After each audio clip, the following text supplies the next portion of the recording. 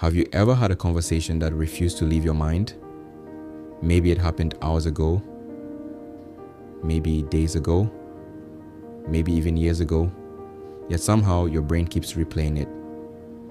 You remember every word, every pause, every facial expression, and most importantly, everything you wish you had said differently. It's midnight. You're finally trying to relax, then suddenly your mind presses play. That awkward joke, that strange look they gave you, that message you sent, that meeting, that argument, that moment, like again, and again. You tell yourself to stop thinking about it, but the harder you try, the stronger it comes back. Why? Why does your brain seem obsessed with old conversations? And what if I told you that your mind isn't doing this to torture you? It's actually trying to protect you, but in a very outdated way. To understand why, we need to go back thousands of years. Long before smartphones, before emails, before social media, back when humans lived in small tribes. For our ancestors, being accepted by the group wasn't just important, it was survival. If the tribe rejected you, you could lose protection, food, shelter, connection. Being excluded could literally mean death. Because of this, the human brain evolved to become extremely sensitive to social mistakes. Your brain became a social survival machine. And here's where things get interesting. Your brain doesn't replay conversations because it enjoys making you suffer. It replays them because it's searching for danger. Not physical danger, be kind of social danger. Your brain asks questions like, did I say something wrong? Did they misunderstand me? Did I sound stupid? Did I offend someone? Because deep down, your brain still treats social rejection like a survival threat. It wants answers. It wants certainty. And when it can't find certainty, it keeps searching. That's why one awkward conversation can stay in your head for days, not because it was important, but because your brain never received a clear conclusion.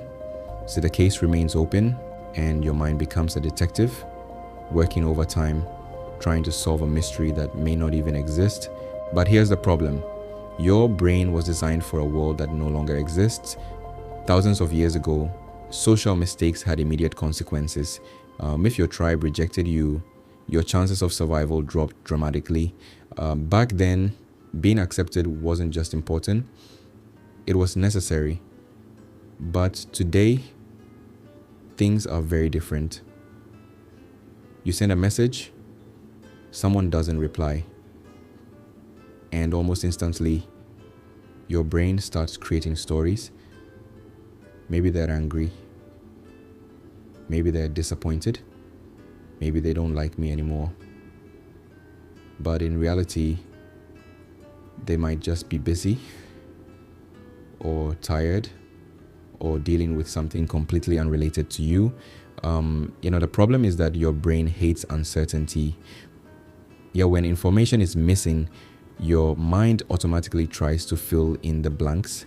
And unfortunately, it usually fills those blanks with the worst possible explanation. That's why overthinking feels so convincing. Most people believe their thoughts simply because those thoughts feel true. But feeling true and being true are not the same thing. Imagine waking up in the middle of the night. You hear a strange sound somewhere in your house. Immediately, your brain starts searching for explanations. Maybe someone broke in. Maybe something bad is about to happen. And your heart starts beating faster. Your muscles become tense. Everything feels real. But then you turn on the light and discover it was nothing.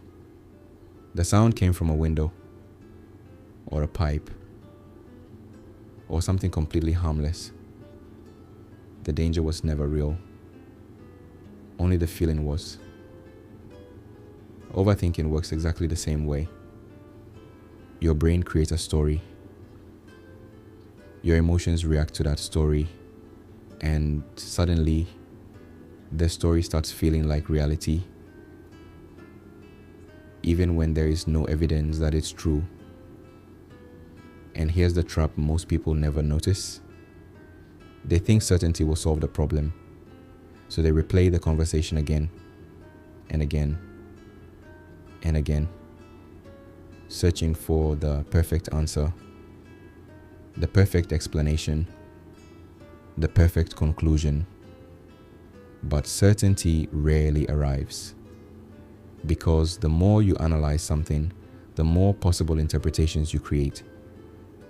And every new interpretation creates another question, which creates even more uncertainty.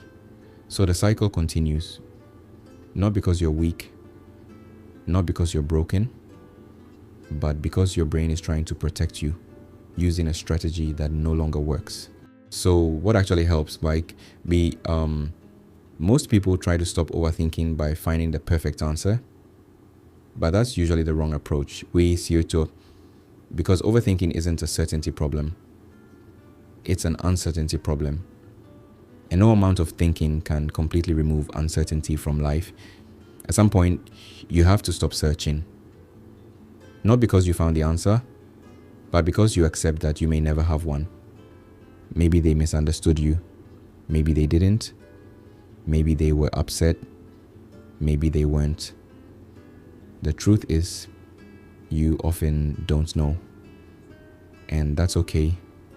One of the healthiest skills you can develop is the ability to leave some questions unanswered, to leave some conversations unresolved, to leave some stories unfinished.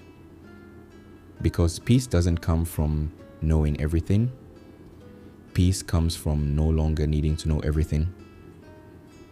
And that's a difficult lesson, especially for people who have spent years trying to predict every outcome, trying to avoid every mistake, and trying to control every possibility. But eventually, you realize something important.